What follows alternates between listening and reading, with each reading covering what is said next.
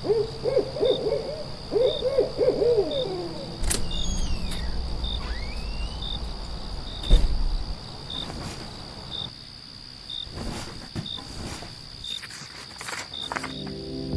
listeners, you're listening to the Midnight Readers podcast. Grab some tea, a midnight snack, and cuddle up in bed as we dive deep into today's most popular fantasy, sci-fi, and mysteries. We're your hosts. I'm Lily. I'm Brittany. And I'm Christy. This season we're stepping into 3 standalone worlds. Right now we're diving into a gothic historical mystery filled with secret societies, obsessive research, and enough old documents to make our resident archivist and historian feral. That's right, grab your passports and wooden stakes. We're hunting Dracula. Some people inherit family heirlooms. Some inherit generational trauma. And some inherit a centuries-old mystery involving vampires. And apparently, this podcast. Welcome to a world of dusty archives, midnight research sessions, and the kind of obsession that starts with curiosity and ends with you crossing international borders, asking questions that might just get you killed. In this episode, we'll be discussing The Historian, chapters 37 through 48, where we get more history on Vlad Tepes III, Rossi's letters return, and we finally meet Helen's mother. Before we get into it, this is your warning for major spoilers ahead. This includes all 3 standalone novels we'll be covering this season and any fan discussions we find online. We're also avid fans of the Moss universe and might accidentally let spoilers slip for other popular romantasy book series as well. Sorry in advance. Like the books, this podcast is rated R, so be warned. Also, a friendly reminder to please like, subscribe, and follow. You can find us on Instagram, Threads, Facebook, and YouTube. And if you want some bonus content and behind-the-scenes chaos, join our growing community on Patreon. All right, so we're going to start off with chapter 37, where Helen finally gets help from her aunt on a plan to get to Budapest, and she has a little surprise for Paul on exactly what she's signing him up for. He's giving a lecture, and she's a little saucy about helping him write it. So I would be pissed. Not gonna lie. Oh, okay. It's funny that she just immediately signs him up for the conference without any preparation, nothing. But then when they get there and he realizes at the conference that he's the keynote speaker. Mm-hmm. Yeah. No. Like, I would be like, what the fuck? What did you tell these people? Mm-hmm. Oh, yeah. So this actually almost happened to me once before when I was working at the writing center. We were having a meeting about the writing conference that we were supposed to go to, and I had a doctor's appointment, and so I got volunteered to go to the writing conference and give the lecture. I went to the conference. And I worked at the same writing center. Yeah. I was so mad that when I got, because I got texted at the doctor's appointment that happened to me. And so I purposefully scheduled my next doctor's appointment for the day of the conference. And then I went to the professor and I was like, yeah, I can't go. Okay, but Dr. Bleep, we're not going to say her name. She low-key is crazy. So that doesn't shock me that she signed you up for her writing center conference. Yeah. She made me participate in creating the lecture, but I didn't have to go. And I was like, and this was right after my diagnosis too. So I was like, I can't miss my doctor's appointment. You're like, I'm sorry, I'm ill. I cannot go. Also, I thought it was pretty shitty that just because I missed the meeting because of a doctor's appointment, I got volunteered. I'm sorry, but it sounds exactly like her. Yeah, it does. But yeah, this is why I would be low-key pissed, especially with this conference happening in a country with the language he doesn't know, and he's got 2 days to prepare and learn this shit. Yeah. And I will say it's a genius cover for them. Like, it is perfect for a reason to get them in there. But at the same time, I found it hard to believe because generally you have to sign up much earlier than that. But maybe someone backed out or something and they needed someone to fill the spot. I don't know. But I think on this one, though, I think in this chapter, he doesn't know yet he's the keynote speaker, that she just slips it in that he's going to have to give a lecture. So all he thinks he's going to be doing is giving a lecture. It's not until later at the conference that he's like, he is the keynote speaker and then something else really important. Mm-hmm. He's like, what now? Yeah. Yeah. Yeah, no, and I mean, technically it is still just a lecture, but it's like, it's the lecture that everybody is supposed to draw everybody in. And there's a lot more pressure on him once he finds out later. And it's already bad enough that he has to go, you know? The thing I don't get is, I mean, I know probably for the time, we were discussing this before we started recording, that we're not quite sure what the year is. It's vague. I think probably intentionally. But why he had trouble getting into Hungary as an American when the British guy got in there and was able to stay. That was the thing that was confusing. He was scheduled ahead of time, though. Yeah. So he would have done everything he needed to do to come into the country approved. Appropriately. They like, when they were talking about going to Romania, they were like, well, you know, Americans aren't allowed. So I just assumed that all Western allied countries would not be allowed. I don't know. Probably a fair point. But again, I think because he did his due diligence and he could have been invited, or he had like much more time to set up somebody to vouch for him. Who knows? But yeah. I think it's probably because of the immediacy of his invitation that Paul is being questioned. Yeah. Also, I was just going to say, like, little side note here, but I gave our narrator, because I got tired of calling her the narrator, a little name. She's the footnote fairy. The footnote fairy. You know, in my mind, for some reason, I've taken to calling her Liz. Liz? I don't know where that came from, but Hellboy. In my mind, I keep from where? Hellboy. That's what I think of. Hellboy. Oh, I love Sherman. Hellboy. I don't know why, but in my mind, whenever her narrator voice comes up, I'm like, oh, it's Liz. I don't even know where I got that from. That's who she is in my head. I hope do we eventually get a name for her, or? Nope. Okay, well, she's Liz now. Okay. Fair enough. I like that, though. I like that because I could see Liz going back for her family and going after Dracula. And it's like a shortening of a beautiful, like, classic name, like the Elizabeth. You could see her being named that. Yeah, that's Liz. The author. Yeah, it's Liz. Liz. Close enough. Yep. That's probably why I said Liz. Liz. Specifically for me is like your Marguerite. You know somebody that you hate. Oh. But it's okay. We can call her Liz. My childhood best friend was named Liz. So I associate it with, I don't know, like youth, playfulness, getting into things you're not really supposed to be getting into. And also in my head, she's blonde. Although I know that she's probably not supposed to be blonde because she's related to Helen and she has dark features. And at some point she says she looks different from Barley because they're trying to pass themselves as siblings, brothers. and she's like, I'm dark colored and he's blonde, and it doesn't make sense. But it doesn't matter. Yeah, but the conductor's like, okay. Yeah, but okay, Paul and Helen were able to pass themselves off as brother and sister too, which is dumb. Yeah. Because they are also opposites. Yeah. But yeah, my Liz was like 60 and from New Jersey, so. Oh, no.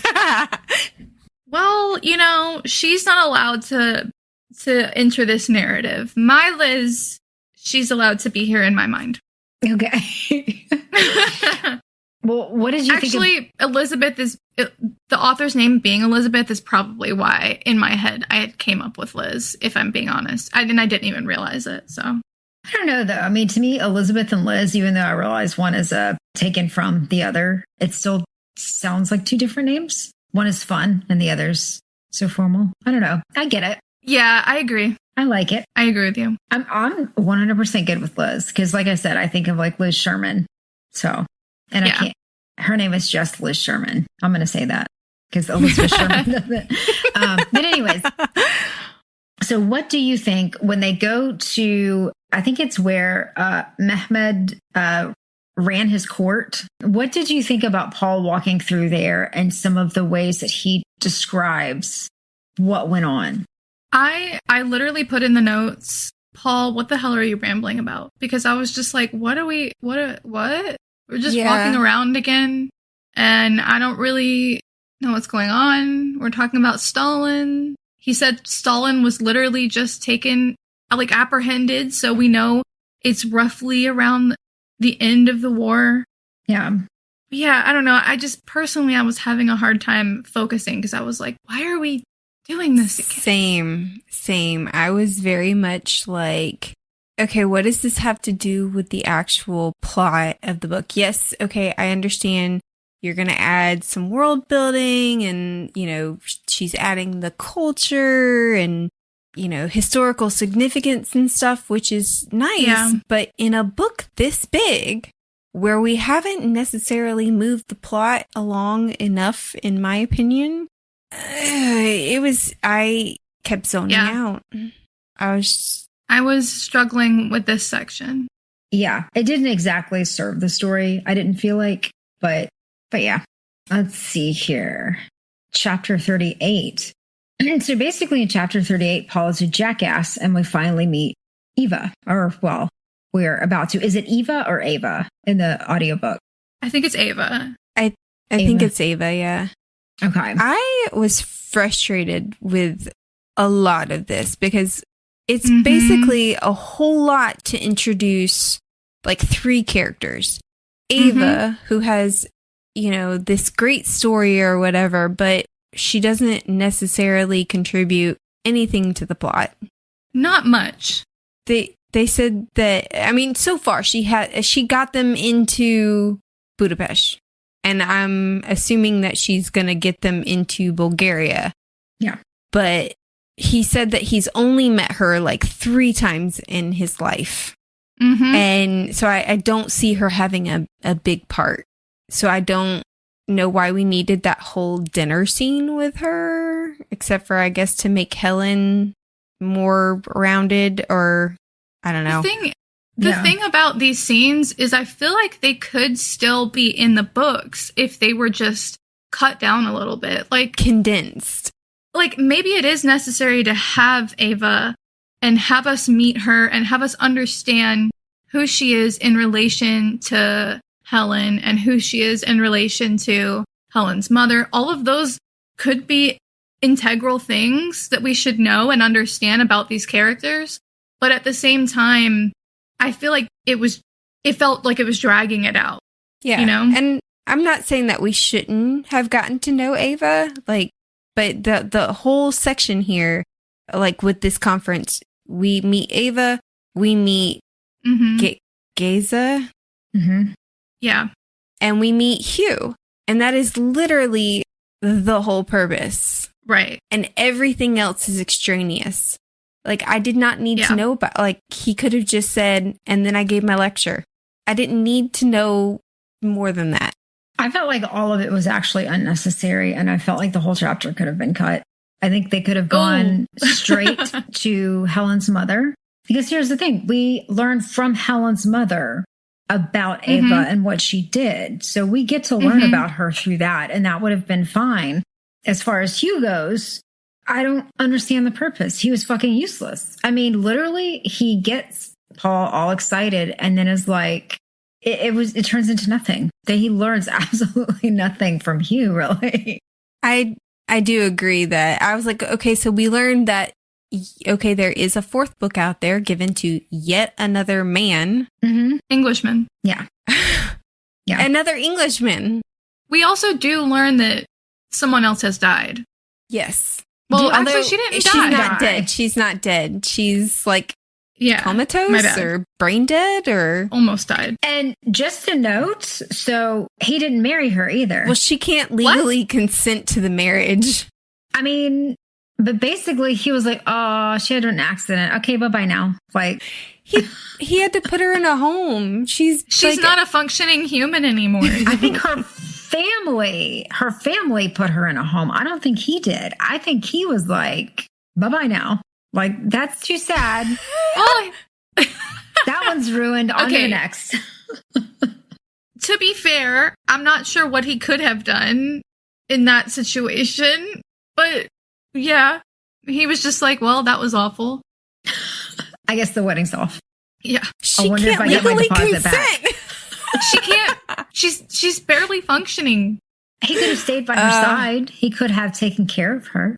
Yeah, I guess. I mean, he does gotta work. And gotta make babies, right? In that part of their culture at that point where they're like, my whole life is to have family and make babies. I mean, not much has changed today. But I don't know. He moved on with his life. I don't really blame him because, like, there's not much you can do at that point. If she's unable to speak, unable to do anything for herself. But how horrible would that be? You can't just stay by her for, like, forever.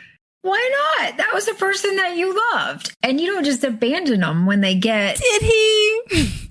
We don't know that he's not going and seeing her. But I'm just saying he can't just let his life, like, stop just because she got in an accident. It doesn't have to stop, but she can be included in it. So he can go work and he can go to the conference. Well, yes, but I don't think she's in his life anymore. It seemed more like, oh darn, this happened. Like, wedding's off. Moving on. I don't know, he does Hugh. go to visit We don't know. her.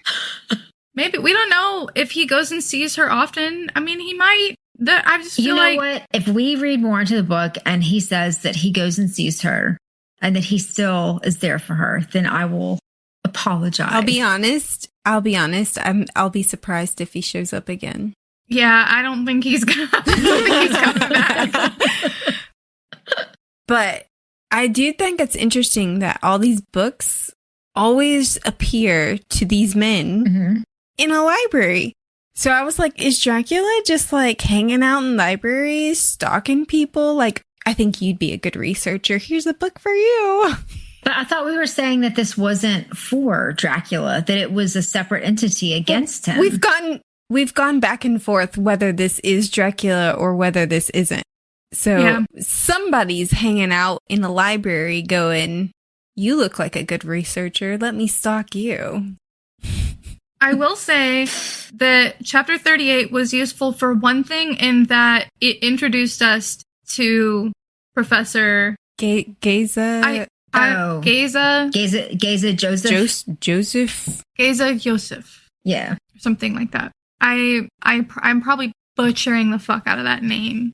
That's okay. As I'm reading it, I can't remember it. Yeah, you're right. It's worth it. But yeah, I'm a little concerned about Mr. József. Yeah. He is creepy and suspicious, and I'm pretty sure, like, he said something like, yeah, I have something that I'm researching right now, and I was like, yeah, it's Dracula, isn't it? It's Dracula. I was like, what is your interest? Did you get a book? What is your interest in this? Why are you hounding him? I feel like he didn't get a book. No, he did not. Is he jealous? I wonder if he is kin to the librarian. Well, I got a vibe, Didn't he show up with the librarian? That was my thought, was that he was the one, he ducked out of Paul's lecture, and then when he went back to the hotel, his room was ransacked. And they said it was a very important Hungarian man and a non-Hungarian man. And so my immediate thought was, this is Géza. Okay. Yeah, I could see that. I can too. I didn't think about it though, but that makes sense. Especially now that we know at the end of the section that he's a part of the special police. Yeah. So it's like, that probably was him. Probably was. Special police. I mean, secret police. Special police. Same thing. Special police. All right. Chapter 39, titled Long Fucking Letters to Write Your Daughter in the Event You're Killed. Yeah, right? Like, when did you have time for this, sir? Well, not just that, but it's supposed to be. Let me write you a bibliography. Right. And he thinks he's going to get killed, so he writes her these letters with the dumbest shit. It took paragraphs to actually get to any of the information. By the time she read it, if it was serious and there was a true emergency, she would have been fucking dead. Yeah. It's just, I also wrote in the notes, still zoning out. Like, yeah. I was just like, what? What's going on? Why did we need to know about the Hungarian government at the time? Yeah. I mean, again, something that could have been important, but like briefly, it's like, okay, well, that's why they can't get into Budapest, or okay, well, that's why they're having trouble getting into Hungary. But that's it. Like, we don't need I don't need Ava's backstory. I don't need why she's not speaking English to Paul or something. Yeah, where she's pretending not to speak English. They had apricot liqueur. Yeah. Yeah. Although, so a lot of it depends on why I'm wanting to read. So I still love this book, and it's still something that, especially if I'm going to take my time, that I love the descriptions. I love everything she includes in there if I'm going to take my time and read it. When it's something that it's like you have a certain amount you need to read, it gets frustrating because it does. It's like, oh my God, get to the fucking point. So, Yeah. So it definitely, I think it depends on why you're reading it as to how, like, if you like it or not. Yeah, I could see. I mean, I'm still enjoying the book. I will say that. Yeah. I don't want to say that this is ruining the book for me. It's more like because of our job and we have to like pick out the important things and we have to note important things. Because there's a little more pressure on us, it's a little harder to enjoy it when I feel like I'm reading excess. Yeah. But if you're reading it for pleasure, that's a different case. Yeah. For me, like when I am reading for pleasure, this would have probably, like, I don't like extraneous things. I mean, I can't think of a single book in which I had to slug through something like this that I was not complaining about it. I still, like, the mystery is still there, and I am very much a mystery girl. I love that. It still has my attention, but it's slowly, like, slipping. And that's the problem with the extraneous stuff. I don't mind exposition when I'm just enjoying a book to enjoy it. You know what I mean? Because for me, I'm like, okay, I do want that excess stuff if it's a world that I'm enjoying and and I don't have to do homework on it, right? But exactly. But I think genuinely for me, it's really the fact that we're doing a podcast on it. Now, if I was reading this just for funsies, I think I'd enjoy it. Yeah, exactly. Like, I found myself getting really frustrated when I was trying to read it. And I was like, get to the fucking point. Oh my God, why are there so many, so much to this fucking chapter?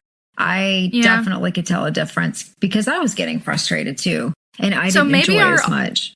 Our audience might feel differently than how we feel based on, because of that. Yeah.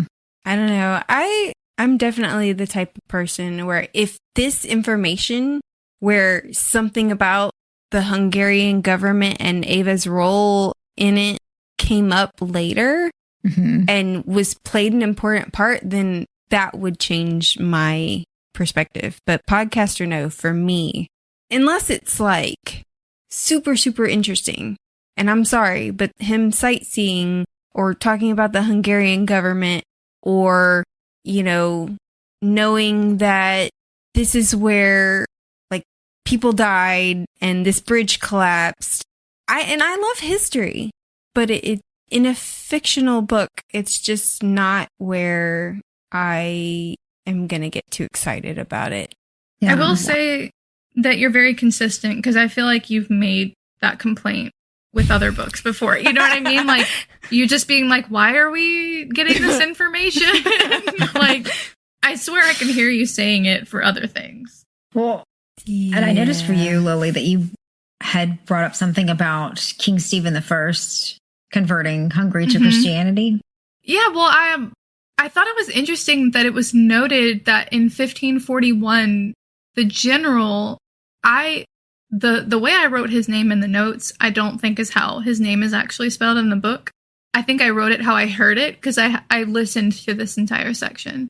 But the general that was offered coffee, the first to drink coffee in Hungary. I was like, or at the behest of Suleiman.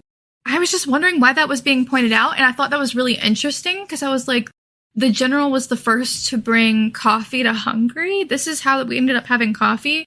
And then my mind just went down a spiral of how did they get coffee? Where did the coffee come from? Was it traded from parts of Africa Trials or of an ADHD woman? And also I have, interest in the history in general. I was like, where did the coffee come from? Why is he drinking coffee and not like wine? Or as Eva and Helen are drinking apricot liqueur, which is like local to the area. Like, what are they drinking coffee for? Because coffee is important. That's why it needed to be noted. It's very important. I just got really excited. Is what runs our society. I got excited about the coffee. I say that as a person who does not drink or like coffee in any way. Oh, I love coffee. Coffee is important. Do you know how much I love coffee? Yeah. As much as I love Dr. Pepper. I bought... Yes. And one of our listeners might recognize this because this lady just went viral on YouTube, but I bought a 1950s glass percolator set for coffee, Pyrex brand, off of eBay, because I saw it in a YouTube video of a woman using one, and I said, what the fuck, I need that immediately. And then I spent hours trying to track down a full set / parts of a set so that I didn't have to pay out the ass for a 1950s glass percolator. Anyway, I like coffee. Yes, I love coffee. We all have our vices. Yes, yes. I like coffee and history. But yeah, is there a reason that you found that interesting besides my rambling ADHD moment? No, I just saw your note on it, and I knew it would be something interesting from you. So I was like, oh. Fascinating. Yes. Yes. And it's definitely, I feel like I'm definitely going to look that up later. Like, what is the history here? And why didn't they tell me more about it? Okay. Well, and that's what for this chapter was a little frustrating because we also get in this chapter a wrap up of Eva, like literally takes it to the end. Mm-hmm. And then we see her again. And you're like, okay, if you can wrap this shit up so fast, why the fuck can't you wrap up like other things? But yeah. The thing is that, and she's a side character or whatever, and I know that people would be interested in what happened to her, but it's still unnecessary information. Especially at this point, we don't need it. I was a little surprised that ended up wrapping up. So chapter 40, I have a rant or two. Oh, please give me the rant. But this is where I found out about Hugh, that he had the extra book. And it was like, how many fucking books are there? But let's start with... And why didn't a single woman get one? I'm still harping on that. Agreed. Right? Agreed. Exactly. You know what? That's why nothing has ever been done with it, because a woman didn't fucking get it. If a woman got it first, then this shit would be over with. Dracula would have been found. It would have been over. Yes. First, the offense to the librarians. Why are all the librarians evil? Second, why did none of the women in the story get a book? Exactly. Okay? Mm-hmm. Just questioning it. Because they said, let's give it to stupid people. They said, we're going to give it to historians, which, okay, I'm a historian. Maybe I deserve a book, but no, I'm not a man. Yeah. So in this part, we actually get to Helen's mother and we get some of her backstory. And that is where, to me, it's really...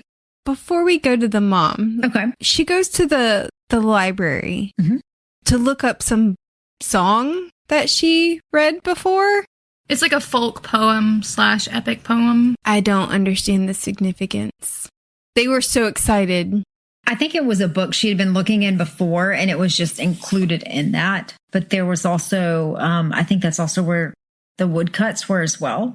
Like they found a dragon in a picture, and then we get the word that I cannot say, that Lily said that she was like, this sounds familiar. Oh, yeah. What's that word? Ivirinu.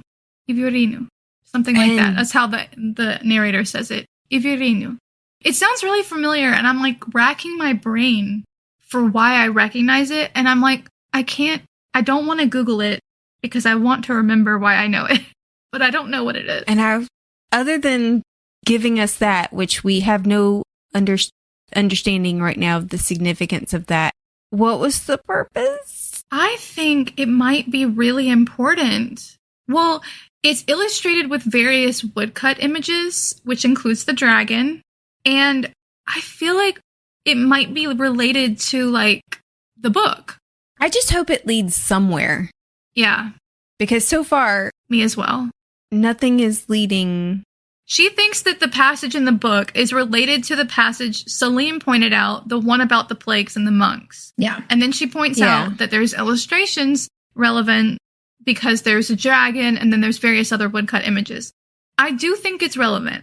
I think Ivirinu, or however you say it, she says it's a name, that the Iviranu, that might be the best. I think that's how you say it, Iviranu. The ANU, or the end suffix, is indicative of a name. So, I don't know. I think it's important. I definitely think it's important, and we're going to see it again. And even though the talk with Hugh is mostly unnecessary, like we don't need to know all of the story, he mentions Iviranu, and I think that that's important. So if it's been mentioned more than once, I feel we're going to get, hopefully, some answers there. Yeah. The ghost in the thingy-merflachi with Shakespeare was also brought up again. Yeah, the ghost in the amphora, or amphora, however you say it. And actually, I was wrong. So this actually jumped actually a little bit ahead, because I'm sorry, Helen's mother that we get the backstory on. It's Eva we get the backstory on before they go to the library. And yeah, but you get a little bit of her mother, like her kind of what happened, how she brought her there, things like that. And that's where my rant, I won't give both of them, but I will give one rant, because it really fucking pissed me off when in chapter 40, and we get a look back at kind of Ava's history, and that she had a really difficult childhood. She ends up working for a family that she starts at a young age. And I think by the time she's 17, they decide to move to Budapest. And so she goes with them. And of course, she ends up working her way into society. She meets a man, they worked in the government. And when he passes away, she takes over his role. But in doing that with her husband, she's able to help Helen's mother come over, because she finds out she's pregnant and is worried that if her family finds out, that she will be cast out. And if she's cast out, then she could starve to death. So I wanted to just make it absolutely fucking crystal clear that if you are so traditional that you see evil in a pregnancy before marriage, but not in casting someone out to starve to death, then you are a sick fucking hypocritical piece of shit. And you are not reacting from some sort of moral high ground, but rather a fucking pathetic, cowardly loser mentality of follow the piece of shit crowd. You're a follower. And just to make the point that even if you're irredeemable and completely useless and void of anything good, I still would not cast you out to starve. Preach. Yeah. I mean, preach. It's pretty common for the time. And it's common for now, too. I was about to say the same thing. I know someone who was told that if they got pregnant, they would be disowned and cast out of the house. Yeah. At the age of 15, I think it was 14. So, yeah. Yeah, I'm not surprised that happened, but it still shocks me that people treat young women like that. Yeah. And it should shock everyone. I was so furious when I saw that part. And just to think about her mother, as shy and introverted as she is, for her to have that kind of fear is, why even fucking have kids? Why have kids? Why pretend you're good at all if you're that much of a piece of shit? Like, this world doesn't need you if you're like that. You're not moral. You're not helpful. You're not useful. But to be fair, and it's not even trying to be fair, in this instance, I don't think he would do it out of, like, the grandfather of our narrator. I don't think that he was doing it out of moral. It seemed to be like, I have all these kids and I don't have food to give them and they're taking up my resources, which is why Ava was able to be like, yeah, sure, go with this random family. It's fine, to another country. At least I don't have to worry about you. And he was so busy thinking about how to get rid of his kids so that he didn't have to be responsible for them. So I don't think he did it out of like morality. Just her. That's true, but they were heavily religious. They were. But I think for him specifically, it was, my daughter is kind of marriageable and she needs to stay a virgin to be marriageable. And of course, the family reputation and all that shit. But yeah, it might have been a moral issue for him, but it was probably more of a pride thing and well, I could have gotten rid of you and now I can't. Well, they don't have children. Agreed. Like, why do you have 15 kids? Yeah, because he wanted a boy. He got a couple of them, didn't he? She said brothers. Maybe it was just how many girls he had that he was upset with. Yeah, he was upset that he had a lot of girls. Yeah, because God forbid. Yeah. So I felt like the whole thing with Géza and Helen and her not telling Paul about him and what he was, would that fall under the miscommunication trope? A little bit, I think.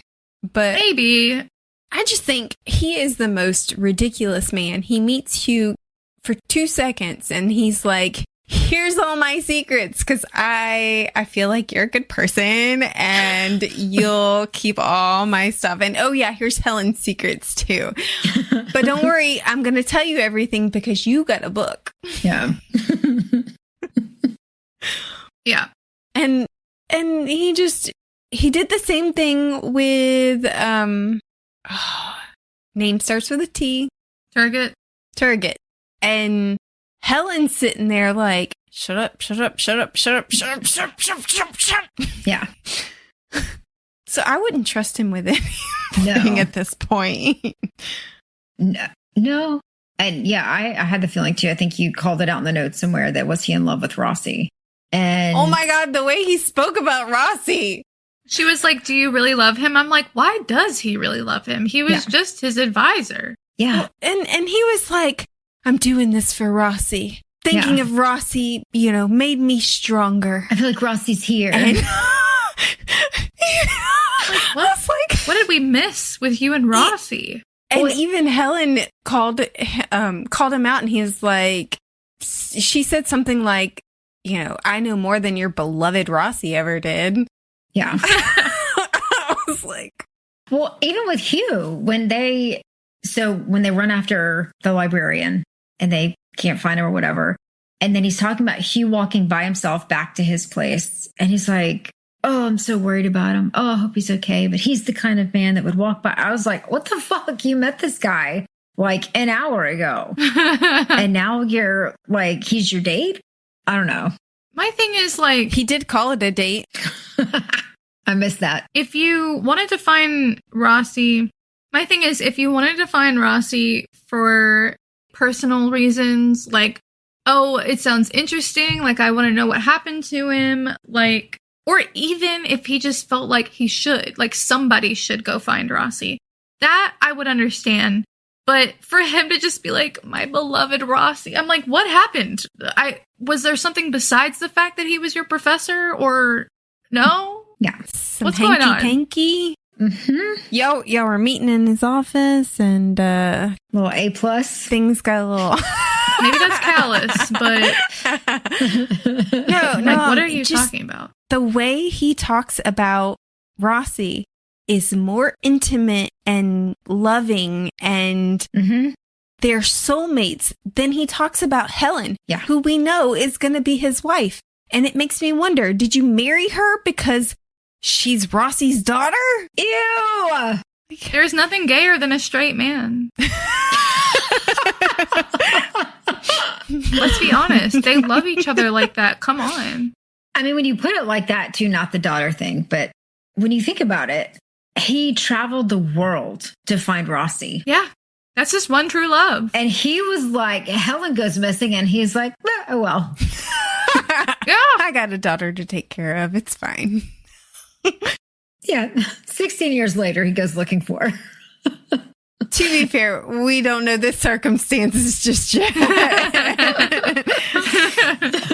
We don't know the whole story. But oh my God, I was like, ugh. Oh, sorry, what were you saying, Lily?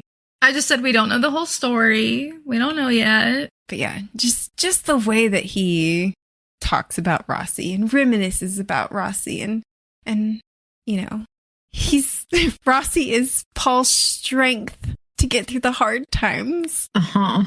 Yeah. Yeah. It's a little odd.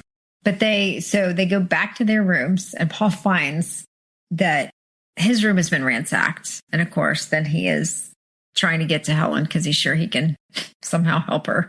I'm pretty sure she would take care of herself. But I did want to bring up before we move on from Hugh completely. Mm-hmm.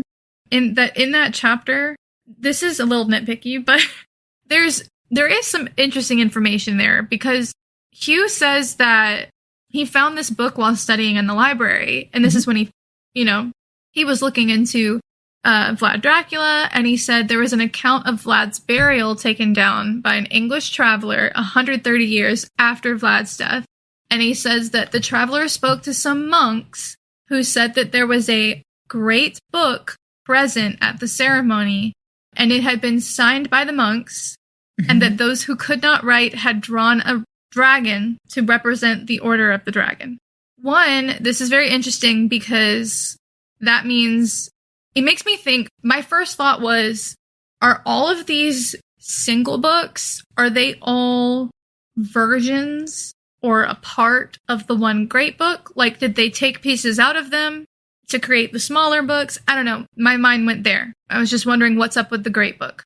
And then two, if a monk had been taught to illuminate a dragon, so draw a dragon, I feel like it's very unlikely that he couldn't read and write. Just my thought. But maybe it's possible. But if a monk is talented enough to draw a dragon, that means he's had some kind of training, and I would be shocked if he could not read and write. That's my thought. Nitpicky? Natural talent? However. Yeah, maybe. possibly. I mean, I guess because you would also have to know how to spell to read and write as well. So you would have to know word meaning and things like that and how things were arranged. But I think now that's part of chapter 42 when that comes up. And that's also where... Oh, that's right after the ransacking. Yeah. Oh. And he was... But I love this. I love that because when it talks about that, they also say that he was buried in front of the altar with a stone, lacking a cross, and the epitaph of "Reader, unbury him with a," and then it stops. But I mean, obviously we know what it says. Right. And that's when poor wife got fucked up. His bride to be. Not wife. Not wife. Yeah. Fiancé. Or not wife. And the smudge was on his book as well. Yes, and they made the point that they were like, oh, whoever printed it must have printed it from the same block. And I felt very smart in that moment. I'm not going to lie to y'all. I felt very smart in that moment. As many times as they're mentioning this smudge, it better come out to be something important. Yeah. Yeah, I swear to God. I'm just saying. If it's just like a letter, I would be like, wow. Even Hugh, when he is telling Paul that like, oh yeah, I know that word that Helen found. And Hugh is, had told him that. And then Paul is so excited. He's like, oh, where did you find it? And he was like, oh, just the bottom of a page. What? What? But what is that? What do you mean at the bottom of a page? Like a signature or like No, he's just stamp? Like a random section. Like it's just in a random, like at the bottom of a page in a book. Doesn't really list anything. It's like, okay, whatever. It's just totally wonderful. Thank you so much, Hugh. Yeah. Thank you so much. Yes. Very helpful. All right. He's about as helpful to us as he is to his bride to be. Yeah. Yeah. That poor girl. God, yeah. Hugh is just a terrible person. And Hugh's like, I always thought it was an accident, but now that you tell me that other people are having their loved ones killed. Maybe I got off lucky. No, I'm just kidding. Oh my God. Right? At least it wasn't, at least it wasn't me. But that's the thing, though. That goes back to what we were questioning before, because Rossi and Paul have both had things happen to them. So how is it that Turgot and Hugh have really not, other than her, but yeah, how have they escaped? Because it seems like they did a lot of research. So how have they escaped the whole curse? Yeah. I fear for Turgot's wife. I don't know. She seems kind of bouncy. I think she'll be fine. Well, when make it bouncy, after this conversation, wait, what? I said make it bouncy. It popped into my head when she said it. Such a good song. It's such a good song. Slow it down, make it bouncy. Anyways, go ahead. But after this, they see the mysterious librarian again, and they run. And then sort of. He calls Turgot, and he's like, or maybe Turgot calls him. I don't fucking remember. He calls Turgot, and they're like yelling at each other through the phone because they're static. Well, maybe this was why he didn't ask him, but my first thought was, ask him about Iviranu. Ask him about it. He said that they're probably being tapped as well. Yeah. And let's not forget that when they see the librarian, Paul takes off through the doorway. Hugh starts to take off after him, but stops to get an umbrella just in case. He's like, what the fuck is happening? I mean, Hugh. Really? Again? If you see somebody running, are you stopping to get an umbrella? No. My thought is, why the fuck is he running? Maybe I'm a traumatized American, but why the fuck is he running after the librarian? It's not like he barely fought him off in the library before when Helen was involved. Yeah. Now he's survived 2 gunshot wounds of a silver bullet. Yeah. True. He's getting stronger and faster every time or whatever. So yeah, I'd be like, peace, bro. Peace. Yeah. Yeah. It was a little unbelievable on that, but he trying to get killed. Mm-hmm. He's like, you're killing other people. Why not me? That's what that screams. But probably. Turgot tells them that they found a new document from 1477, which I'm like, do you know how likely it is that they found a new document from the time period? Yeah, a second new document. Yeah. Like that? What are you guys doing? Some archaeological digs? What? Yes. Where did you find the new document? What?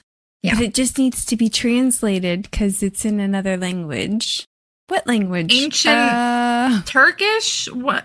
It's not ancient because it'd be 1477, but Latin? I don't know. There's a lot of Greek in this, even though you pointed out. I don't know. Greek would have been more common than Latin, and there is a lot of Latin in anyway. Yeah.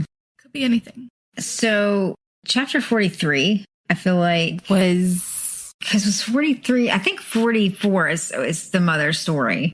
But I think it's just mainly kind of like traveling and some of the wrap up from that. So did we want to maybe skip to 44 about the mother story? Yeah, 43 is super short. It's just Paul being like, hey, does your mom know that we're coming? And then Helen's like, yeah, that's it. And we get a slight update for the narrator who has arrived near their destination. And they're being questioned by the people there because they're like, what are you doing here? Where are your parents? Yeah. Which valid question. Yeah. Now, I did one thing that in 43 that did frustrate me a little with Helen is she's kind of mean about her mother because she says, my mother has made her career of remaining simple or made a career. You know how you are about your own parents, though. I know, but it's so mean after all she's been through and all the heartbreak. I am yes, but we're all mean about our own parents. And we are all critical. I'm also guilty of this because of the type of person that I am. I'm type A. I like to control me and my environment and feel like I have some control over my life and be in charge. and whatnot. Whereas my mother is very much a more submissive follower, likes to let other people take charge kind of person. And when I was younger especially, I was very, very critical of this because I cannot understand somebody who allows, especially a woman, who willingly allows another person to control her life. So I definitely think Helen probably sees her mom as completely different from her, and therefore has a hard time understanding her. Yeah. That was the way I read it as well. Whereas it was her mom was very much like she could do better, but she just doesn't have the ambition, which is not a bad thing. But because Helen does have the ambition, she just can't reconcile it. Yes, she sees it as like a flaw. She's like, I don't get it. I don't know. I understand why she. Yeah, exactly. Like, which is heartbreaking. Helen sees like she has opportunities. Why doesn't she want to do things for herself, become something? And her mom is just happy. She's content with where she is, or she sees it differently. Yeah. And we've had the conversation before that if I were to win the lottery and become like a millionaire or whatever, I would buy a small house and, just live a normal life. I don't need this big mansion or, all these things. And other people I've talked to about that don't understand because they're like, well, if you can buy it, why not? Because a lot of like psychos can hide in your house and kill you at night when the lights go out. I'm just saying. Oh my God. You can't check that shit. That's too much. Too many rooms.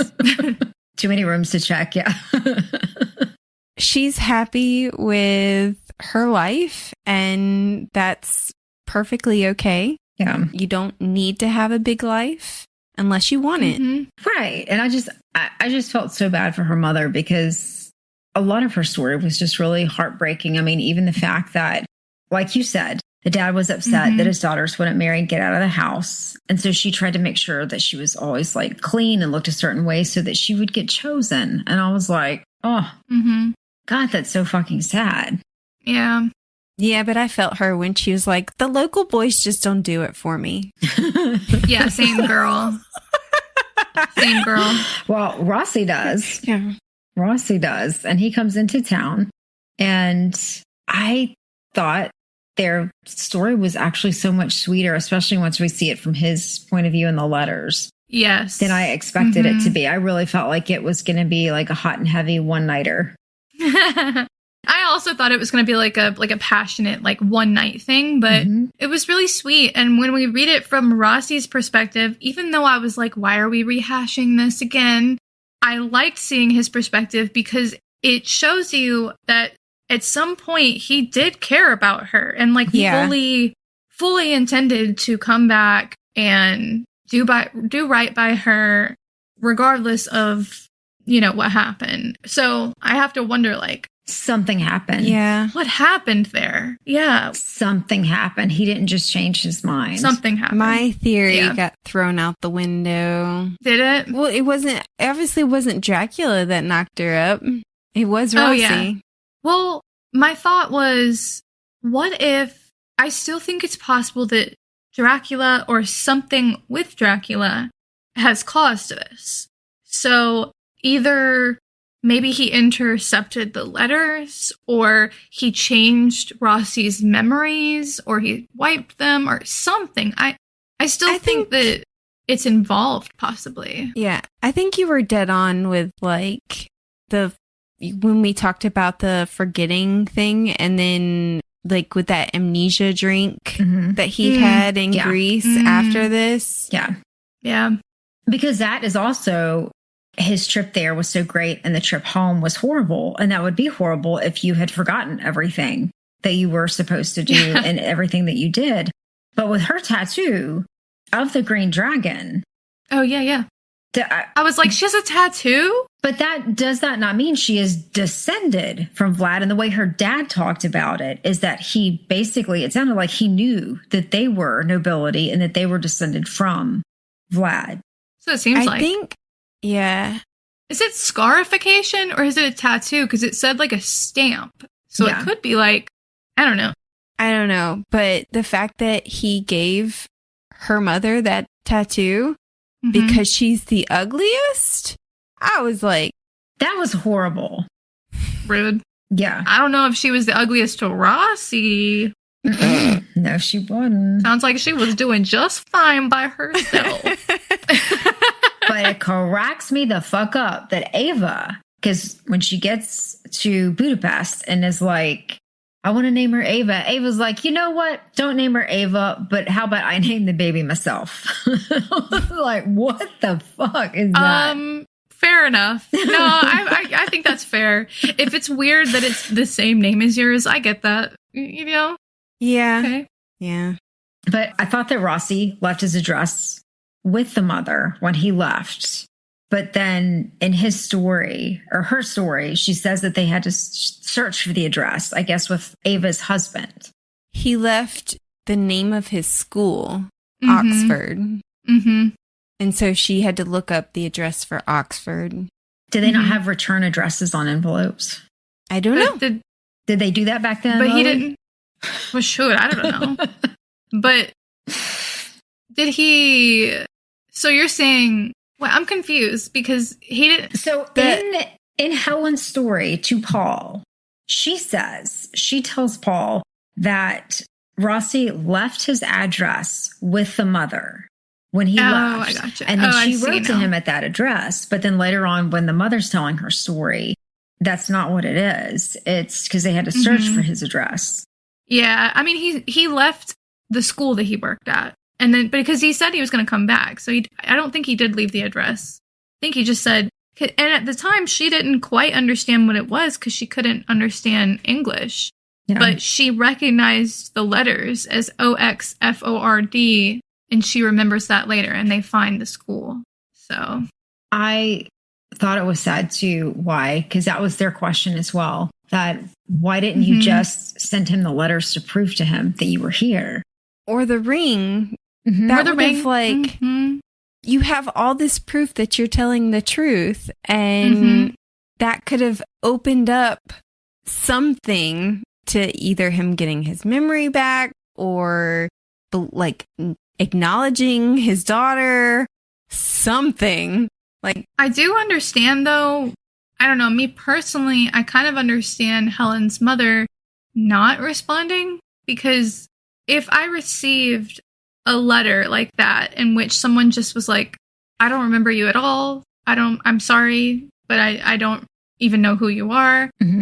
I think I would question my memory. I would question if I wanted to hear from them again. I would, you know what I mean? Like, it would probably hurt so much that I would probably just drop it. Agreed. I would also be like, what the fuck? That hurts. I don't want to have anything to do with you. But then she also tells her daughter about her father. And because of this whole situation, creates this animosity between Helen and Rossi, when she could have given Helen the letters and Helen could have confronted her dad about it or something. I would have done it for my child. Yeah. To be fair, I think Helen created that anger in herself and didn't tell her mom about it. Yeah. So, I don't know. There's a lot of assumption being made from Helen about Rossi. Yeah. Which I guess in the absence. Which I don't blame her. You would probably make those kind of leaps, because it sounds like her mother was not going to, she would tell her about her father, but it probably was kept in a way that it was very nice and supportive, and, you know, like she was not going to talk bad about him. Or just vague. Yeah. Yeah. Just like super vague. Because when Helen's mother tells the story, Helen is like, even I haven't heard this whole story. Yeah. Well, yeah, it's just because her mom was like, well, I was only going to tell it to somebody who loves Rossi. Yeah. Which, okay. Yeah. All right. Okay. So she's picking up what he's putting down as well. Well, doesn't he say, like, I would die for that man? Uh-huh. Yeah, he says, I would die for him. And I remember being like, what? Yeah, there's something going on here. I'm sorry, but Paul, what the fuck? Yeah. And then, okay, when they're walking out of the house, and he turns back around and he kisses her, but he kisses her on the mouth. Yeah, And I was like, oh my God, are you kidding freak. me? He's like, I remembered Rossi, and so I kissed her on them. Because he wanted to be where Rossi was. What are you talking about? Do not get me wrong. I understand that it's common to kiss loved ones, you know, in other countries as a greeting, as a goodbye. That wasn't a greeting. That's not what this felt like. That's not what this felt like. He might have slipped her a little tongue. In the moment, I was like, this is not normal. Oh my God. And then, Not the tongue. and then he also marries her daughter. Yeah. Imagine how Helen felt watching him. It's a little bit of Rossi. He gets a little bit of Rossi with Helen, though. You know what? It's probably the highlight reel. Hey, remember when he first met Helen and he was like, she kind of looks like Rossi. Can you put some pants on? She's got like this masculine vibe. That's probably why. If he has some of Rossi's clothes, can you put these on? Good for you, Paul. Getting what you need. You know? You know, I'm not going to tell your secret, Paul. We know that you're a little freak-a-leak on the inside. It's okay. It's okay. We accept your people. And if you have to be with Helen to, you know, feel those things, okay. Poor Helen. He's going to be like, can you read this letter while we have sex? Oh my God. So you It's think okay Paul's into role playing? To be a little fruity. I think he could. I think he could. Mm-hmm. Oh, I mean, The historian is actually Paul discovering that he likes Rossi. And he loves Rossi. The historian. oh yeah. Yeah. Yeah. Mhm. How I Met Your Mother, Rossi edition. Yeah. Oh. How I Met Your Mother and really loved her daddy. Oh God. Jesus Christ. Her daddy. It'd be like when they're having sex, just like, could you just read this? Lecture me a little bit and Yeah.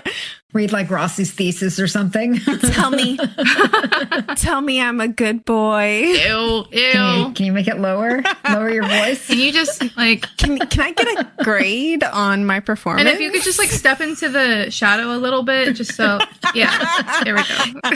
Can you cover your face with a pillow? Oh no. Oh no. Oh man. All right. So let's move on to chapter 45. And 45 is an assload of letters from Rossi, and we get to meet Georgescu, Mm-hmm. who gives us some very interesting... I just called him George. Georgie. Okay, we'll call him George. Who gives us some very interesting information. He was my favorite character so far, I think. I really like Turgot. He sounded a little Scottish in the audiobook. Mm-hmm. Yeah, That's what he his says he is. parentage is Scottish. Mm-hmm. Did he? I don't Yeah. remember him Mhm. saying exactly. I remember him saying that he had a brogue accent or something like that, but I don't remember him confirming that. Yeah, his dad is Scottish and his mother is some kind of Romani or similar. Because they say the G word, but we're not going to say that here. Yeah. Mm-hmm. Now, one thing he said that I have to agree with, and I'm curious what your take is on it, is that on restorations, and for me, I'm kind of the same, unless it's a building that's in use and it requires restoration, Oh, yeah. I would rather see the original structure, even if it's in ruin, versus restored. I would rather somebody not... If it's going to be enough that it changes the original too much, I don't love that. Yeah. I'd rather see the original. But if it's minor things that could restore it, it doesn't necessarily bother me. It's when it gets to the point that we're like remaking it entirely that I'm like, no. But Yeah. restoration is an art. It is so they really try to be as devotional to the original as possible. So I'm not necessarily, like, I don't feel animosity towards that kind of work. I just would rather see the original. But I think most people feel that way. Yeah. You know? Okay. How about you, Brittany? You want to weigh in? I have no opinions. I don't know. I just love the fact of walking up to a building, like even ruins, and knowing this is exactly what it was like. I feel like, okay, so we live in a historic city. Mm-hmm. Mm-hmm. And there's a lot of historical buildings, and I think they're beautiful and whatever. But as far as my love of history, it's not centered around architecture and whatever. So it just doesn't, I mean, it's beautiful, and I just don't have an opinion about it per se. Okay. Mm-hmm. Well, Georgie ends up giving them so Rossi goes to Snagoff, to Lake Snagoff. He's able to go across to the island, and George is there doing some excavations, which to me is odd that they would allow somebody to be doing that. And he gives him a tour of the monastery and kind of some history about Vlad in that part. Mm-hmm. Which I found it funny that he was like, oh, and they built the monastery with this one, but that one sank into the lake. And then they built this monastery, and that one got blown into the lake. And I was like, y'all need some better architects. Not everything can be foreseen. Yeah. Yeah, this is another one of those things where I was like, why are we getting all of this extra information? I did think, oh, that's how Rossi ended up there. Like, I was like, oh, okay, at least now we understand. Because even Paul and Rossi, at the beginning of the book, are confused as to how Rossi got to certain places. Yeah. And then I understand, oh, okay, this is how he ended up, meeting Helen's mother, and how, from Helen's mother's perspective, who he's traveling with. But I was still confused because, like, in chapter 46, we get this crazy demonstration while they're traveling together. Are you talking about, like, them going up to the castle? Poenari? I think that... I'm talking about when they're camping and there's, like, the group of people that are doing their, like, ritual thing. That was the most random thing ever. Yeah. I didn't understand that. Like, why? Yeah. I was like, is this going to be relevant? Surely at some point it will be, but yeah. That was my thought, is this has to be relevant in some way, because what the fuck? It was so out of nowhere. Yeah. Yeah. I just this, I think it was... I don't even remember what it's called. It's like the Archangel or something. I don't know. People of the Archangel. Yeah. It was something, I felt like it was just added in there to be like, this is dangerous, and this is why the guide wouldn't take them any further. Plus, there's probably Dracula in wolf form. Mm-hmm. And a wolf shows up. Mm-hmm. And he makes a point to say that he can see where the wolf tracks lead away from the building, but not where they lead up to the building. And it's like, oh, mysterious. Ooh. Yeah. But I don't know. It was just so random. And I think it was meant to just add some danger and tension, because I can't see how it's going to help them find Dracula. Yeah. Yeah. And who knows? I mean, maybe they're supposed to represent the people that moved his body, because that was going back to Lake Snagoff. That he's supposed to be buried there. That is technically where he's supposed to be buried. Mm-hmm. And George is sure that he's buried somewhere on the island, but he just thinks it's somewhere else to evade people that were going to come for the body. But I think it's funny that he's looking in the prison. Yeah. Right. Exactly. Because he would be hidden among them. But it would, but that's the thing, is that it would only be his body and not his head. But I love the story of, because once again, you have Vlad kidnapping and torturing the elites and forcing them to build his castle. Like, he trucks them up the hill in their nice clothes. Mm-hmm. But it also makes you think, It's about time they did some work. right? The elites, yeah. Right? See, that's why he was kind of a folk hero for a lot of people, is because that's who he usually targeted, was the elites. But seriously, if you were elite and you get and he'd done this horrible thing to his brother, and you get a fucking invitation. Why would you go? That seems so fucking dumb. Like, why the fuck would you even go? I would be like, I'm sorry, I may be out of town. I mean, to be fair, if they didn't go, you might end up impaled. Yeah, that was my thought. Like, what's the threat if they don't go? You quietly move. Maybe possible, maybe not. Yeah. But it's the only thing I didn't understand about this part of it, and maybe it's being nitpicky, was so they go up to this castle, it's in ruins, and you get the feeling that Rossi thinks that's where he's buried or that's where the tomb is. But it lists it as a fortress that's easily defendable because of the location. But then it's rarely used because he was chased from it. Well, which one is it? Is it, I don't know. I felt like that part didn't quite flow with the actual history. That was a little frustrating. I think technically, when you think of something that's defendable, an island does seem like, a small island does seem like it would be better defended than, say, something that's more open. Oh, no, the castle. The castle. Oh. It's up in the mountains. The castle? Well, I mean, mountains are also considered defendable because they're hard to climb. But the thing is... the high ground, then usually it's better. Yeah. The thing is, something may be considered, but you don't always know everything. Like, there could be secret passages and ways to get around that and whatnot. Well, he does have a secret passage. So when the slave that's with the Turkish gets, like, it warns them or whatever. And of course the wife's like, nope, see ya, and like jumps off, which is actually true. Yeah. And he fucking is like, no worries, I'll use the secret passage. It's like, does she even know? She probably didn't. He probably didn't deign to tell her. Yeah. Nice. Okay, let's see. I think, do we have anything else about that particular chapter? No, by this point, I was checking out. Okay, well then let's wrap it up. I really don't have much from 47. So we can, if you would like, move on to 48. Go ahead. Do you have a slight, do we think that Helen is she going to be Dracula's descendant? Or do you think that she's like Radu's or Mircha's? Oh. I think probably, well...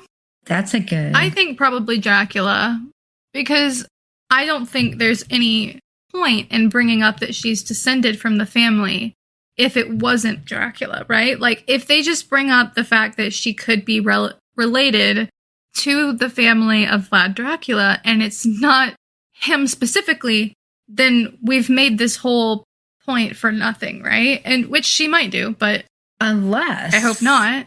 It is descendant from somebody else in that family, like one of his brothers, that then is actually a puppet for Mehmed, and they're part of the society to bring Dracula down. That would actually be kind of cool. Radu was a puppet for Mehmed, so yeah, it wouldn't surprise me. That might be kind of cool. I mean, that'd be interesting, but also... They did have a vampire knife, silver knife, too. Yeah. I don't know. That she gave to Rossi. I wonder if that was the one that he showed Paul in the beginning. I thought that, too. I was like, But, I don't know. I still think, in the grand scheme of things, the only way in my mind that it would make sense if she's descended from a brother is if it would save her life in some way. So, like, because she's descended from a brother, Dracula does not target her or does not target Paul in some way. And I could see that possibly being the case. Yeah. That would be interesting. I would say hope that he wouldn't target his own descendant as well. Well, that too, but I mean, I'm saying either she's the descendant of Dracula and that's the purpose of it, or she's not the descendant of Dracula, but of a brother, and that's the purpose of it. That's not that they're exclusive. Yeah. Also, when I was reading these, I was like, that bitch at Rossi. Because I was like, oh my God, he did fall in love with her. And they did have have sexual relations. And then I was like, the next chapter, that bitch again. But that was for Géza, not for Rossi. About Géza, yeah. Speaking of which, what do you, like, if I lost all my memories and all of a sudden I have things that I didn't have before, it makes you wonder, like, what he thought about that silver knife. Where did it come from? Well, and the Romanian money that he was given, and where did his ring go? And I think you're underestimating Dracula and his thoroughness when he thralls people to come up with plausible explanations for all of this shit. But Anyway. we finished the section with finding out that Géza József, I know I'm fucking up that name. We end it with finding out that he used to be romantic partners with Helen. And now he's targeting Helen and Paul probably because Paul is interested in her. Mm-hmm. Who knows the real reason? Maybe just because he's a dickwad? I don't know. I got the feeling he was targeting Eva. Why Eva? Because he's secret police and she is in the government. And it sounded like from the things that he says that he doesn't like the government that she supports. Like he doesn't want a progressive government. He considers it liberal and he wants a more traditional government. Maybe I missed that, but I really just assumed it was a personal thing because Helen is with Paul now. Yeah. I mean, the amount of times, well, they're not necessarily together, but the amount of times that Paul was like, he's talking to my girl. Mm-hmm. Mm-hmm. But at the same time, Helen's not with him, and that's enough, right? Yeah. And at the same time, I do feel like he is showing a little too much investment. And there was that comment about, I'm researching something too. I'm just not ready to go public with it. That makes me think that he is invested in this whole Dracula thing. And I don't know why he knows that Paul and Helen are doing Dracula. Maybe he's in cahoots with the librarian, like you said, and maybe he's not researching Dracula, but he's doing it as like a anti the others kind of thing. Yeah. I don't know. But or maybe he's just helping the librarian. The part that stood out to me about this chapter was the fact that Paul literally says that he wants to hit Helen. He wants to what? And then he wants to go back up to her with the spider that he says after, because she was screaming, that he said because she was screaming that he literally wanted to hit her. I do not recall that. Yeah. Yep.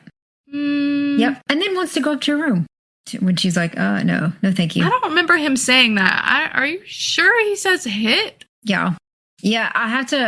I'm using my phone to record, so I can't take it off to see it. Yeah, he literally says that after, like, he knocks the spider off and that her scream, like when she screams, that it makes him want to hit her. I don't know. I kind of want to find it. Mm-hmm. I mean, Paul has said some curious shit, so I wouldn't necessarily put it past him, but what? For real. Mm-hmm.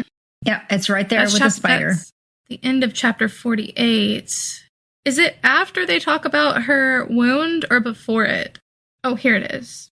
So, it's when they get to the bridge and the spider's on her after he knocks it off and she screams. The conversation about the bridge. Oh, I see.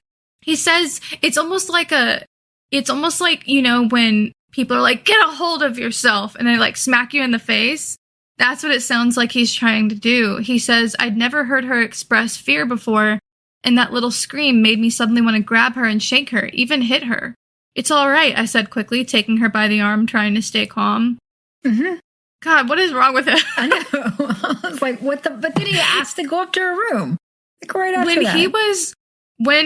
I can't remember what it was, but there was a point in this section where he kept like questioning her. And I think it was, for some reason, he was like questioning her about the anthropology department and the historians and the conference situation. And I was just like, why are you questioning her? Mm-hmm. She used to go here. She is a distinguished scholar at this school. People recognize her. Why are you questioning? Nothing pisses me off more than a man. Just shut the fuck up. Nothing pisses me off more than a man. Love that. It's true. I was just like, God, he's so annoying sometimes. Mm-hmm. Yeah, he really is. I don't remember him being that annoying before, but yes, he is. So we end with him calling Turgot. Turgot leaves a message for him, and he calls him back and he informs him that the letter Salim found was written by a monk in 1477 and that they have to get to Bulgaria. And that is where we end. But is there anything else that you guys wanted to add before we end? Just, I'm surprised we're going to Bulgaria now. I kind of thought we might end in Romania, but my goodness. We probably will. I think we've got plenty of book left to travel. Well, fair enough. I'm interested in seeing where it goes. Hopefully it moves a little bit faster. Do we have 1 or 2 episodes left? 2. 2? 2. Okay. We're almost there. This ends, this ends part 2, and we start part 3 next week. All right. Well, I guess we'll end the episode there. We hope that you'll join us for next week's episode, and we'll be discussing the historian chapters 49 through 64. New episodes drop each week, and don't forget to check out last season's discussion on the bride duology, available now. Please remember to like, subscribe, and follow us on social media. That like and follow are super important for us to continue to bring you new episodes each week, so please, please, please do so. You can also support us by joining us on Patreon. Thank you for listening to the Midnight Readers podcast. We'll see you next week. Happy reading, listeners. Don't stay up too late.